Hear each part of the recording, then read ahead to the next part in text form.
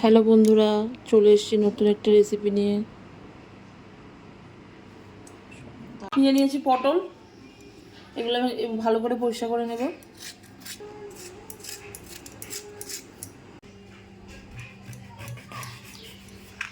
এই অংশটা আমি ফেলবো না, এটা আমার পরে কাজে লাগবে। তো একটা চামচ দিয়ে এটাকে আমি গোল করে ঘুরিয়ে ভেতরের শ্বাসগুলোকে আমি বের করে নেব।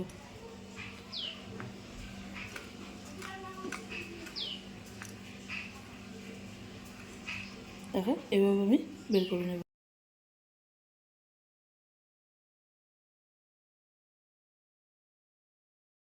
দিয়ে দেবো অল্প নুন, দিয়ে দেবো হলুদের গুঁড়ো, আর দিয়ে দেবো অল্প কাশ্মীরি লঙ্কার গুঁড়ো। এই পটলগুলোকে মাখিয়ে রাখবো। আমি একটা পেস্ট তৈরি করে নেব। এখানে আমি পটলের শাঁসগুলো দিয়ে দিয়েছি, শাঁসগুলো দিয়ে দেবো। এর মধ্যে আমি দিয়ে দেবো আদা, দিয়ে দেবো লঙ্কা, রসুন, এই পেস্টটা তৈরি করব। এর মধ্যে আমি দিয়ে দেবো অল্প নুন,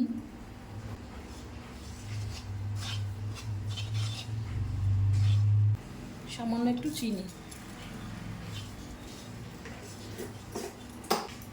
দিয়ে দেবো অল্প হলুদ, এবং এটাকে নামিয়ে নেব।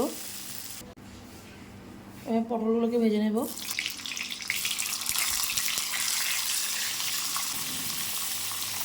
ভেজে নিয়েছি, এবার আমি তুলে নেব।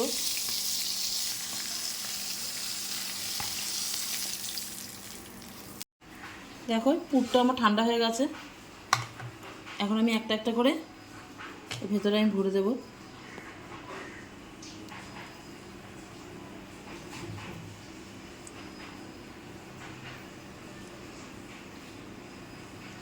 এমনভাবে পুর বানিয়ে গরম ভাত দিয়ে খেতে কী যে ভালো লাগে বন্ধুরা। একটা একটা করে আমি ভরে নেব এর মধ্যে।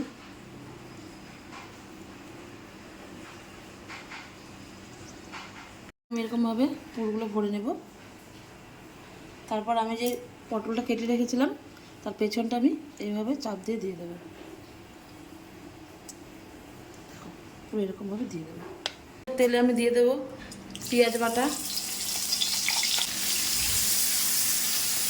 তো বড়ো সাইজের পেঁয়াজ আমি পেস্ট করে নিয়েছি। আদা, রসুন আর কাঁচা লঙ্কা পেস্ট, টমেটো পেস্ট, দিয়ে দেবো স্বাদ মতো নুন, দিয়ে দেবো হলুদ, আর দিয়ে দেবো কাশ্মীরি লঙ্কার গুঁড়ো।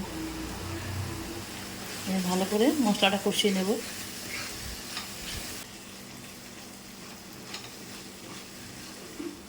মশলাটা ভালো করে কষাতে হবে যতক্ষণ টমেটোর কাঁচা গন্ধটা না যায়।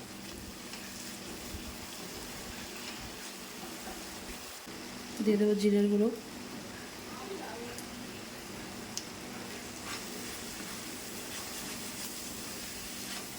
এবার আমি দিয়ে দেবো টক দই, ভালো করে ফেটিয়ে নিয়েছি।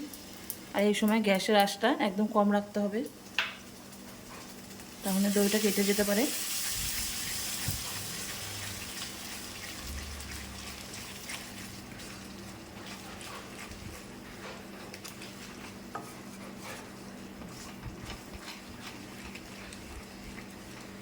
দেখো, মশলা কষে গেছে, তেলও ছেড়ে এসেছে।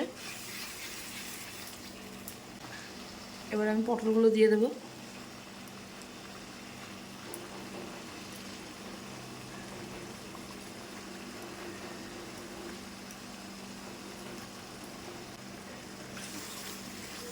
এবং মশলার সাথে মাখিয়ে নেবো এগুলো। একটু আস্তে আস্তে করে নাড়তে হবে। পটলগুলোর সাথে মশলাগুলোর সাথে একবার ভালো করে কষিয়ে নিয়েছি।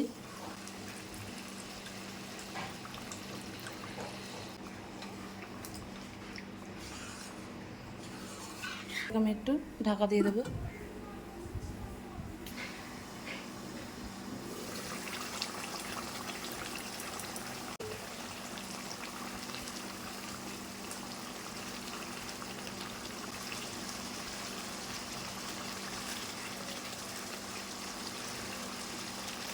তো হয়ে গেছে, দিয়ে দেবো অল্প করে ঘি।